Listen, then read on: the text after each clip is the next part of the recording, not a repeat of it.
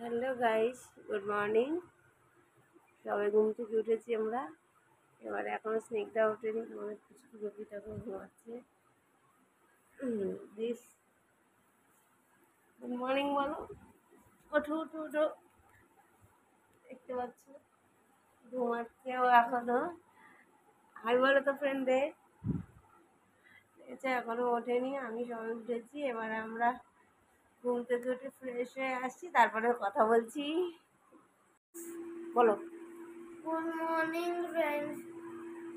আমি এখন সকাল উঠে পড়েছি। এখন আমি অনেক রেগে আছি। আমাকে আমার মামা বাড়ি করতে যাও। মামা বাড়িতে ফোনই ধরেনি।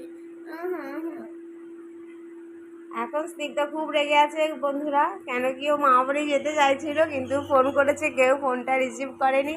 ও তাই ভীষণ রেগে আছে। ঘুম থেকে উঠেই মুড খারাপ একদম।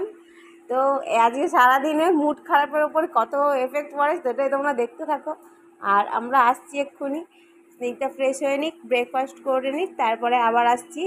দেখতে থাকো আমাদের ভিডিওটা, ভালো লাগবে আশা করি। তো আমি এসেছি আবার অনেকক্ষণ হয়ে গেল। আমার সকালবেলায় স্নান করে একদম ফ্রেশ হয়ে এসে গেছি। এবার আমরা টিফিন করছি। টিফিন করতে করতে ব্লগটা একটু রানিং রাখার জন্য করলাম। তো এবারে আমরা ব্রেকফাস্ট করবো, ব্রেকফাস্ট করে তারপর আবার আসছি। তো আমাদের এখন স্নান হয়ে গেছে, মানে স্নান ফান সবাই হয়ে গেছে। এবারে স্নিগ্ধভাবে অফিস থেকে এসে স্নান করে একটু রেস্ট করছি টিফিন করে। আর আমি ওদিকে রান্না করলাম, স্নান টান করে রান্না বান্না কমপ্লিট করে এসেছি। এই এখন আমাদের লাঞ্চ টাইম, লাঞ্চটা করবো। তারপরে লাঞ্চ করার পরে আবার আমাদের সাথে কথা বলবো। দেখতে থাকো আমাদের আজকের ভিডিও, কেমন হয় সেটা অবশ্যই জানাবে।